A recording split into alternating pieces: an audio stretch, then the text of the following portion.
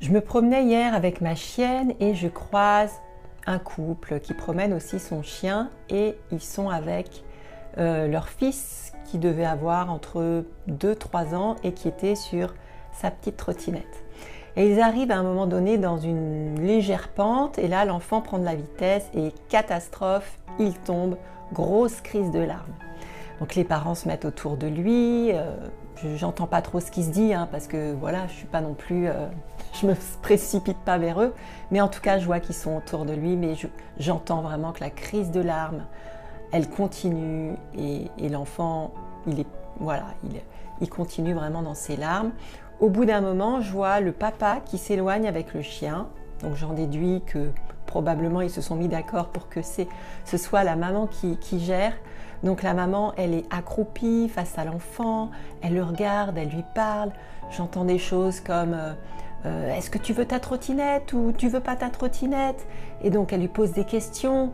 Et là, sachez que quand l'enfant il est vraiment au pic de sa crise, c'est pas à ce moment-là qu'il va répondre à vos questions, c'est juste qu'il est pas en capacité de vous répondre à ce moment-là.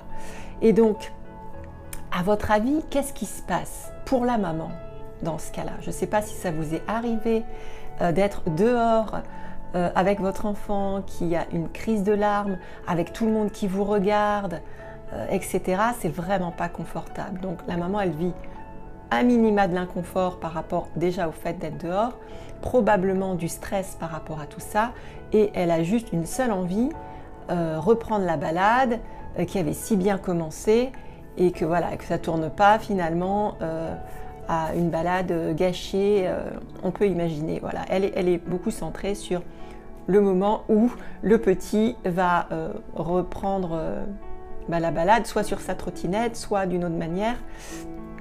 Voilà, et c'est vrai que c'est vraiment pas évident dans cette situation. La maman, elle n'est pas dans les conditions idéales pour accueillir le vécu de l'enfant. Parce que qu'est-ce que vit l'enfant dans ce cas-là? En fait, parfois, c'est beaucoup plus simple que ce qu'on imagine. L'enfant était tranquillement sur sa trottinette et il a pris de la vitesse, mais en fait, il a été surpris par cette pente. Donc, première chose, il a été surpris. Ensuite, il est probable qu'il ait eu peur, tout simplement. Et après, il y a eu le choc, donc le choc physique. Donc, il est probable qu'il ait eu mal également. Et donc, la maman étant prise dans ce qu'elle vit, elle a du mal à s'ajuster finalement à ce que vit l'enfant. Et c'est ça qui l'empêche tout simplement de pouvoir nommer ce que l'enfant a vécu.